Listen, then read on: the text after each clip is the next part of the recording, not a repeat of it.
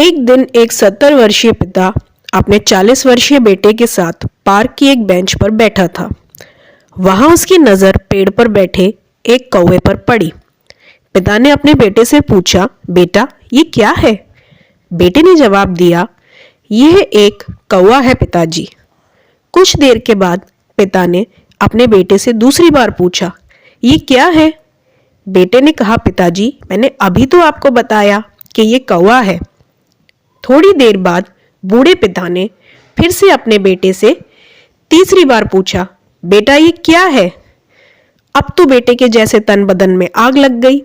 उसने अपने पिता से चिल्लाकर कहा, अरे ये एक कौवा है। थोड़ी देर बाद पिता ने फिर से अपने बेटे से चौथी बार पूछा, ये क्या है?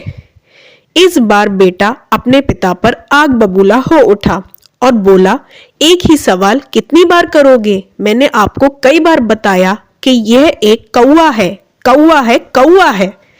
क्या आपको समझ नहीं आ रहा?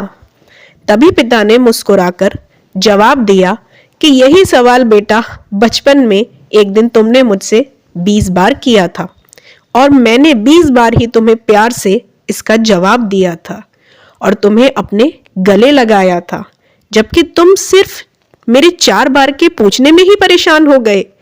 बाप की ये बात सुनकर बेटा बड़ा शर्मिंदा हुआ और उसने रोकर अपने बाप को गले से लगा लिया और अपनी गलती पर उनसे माफी भी मांगी।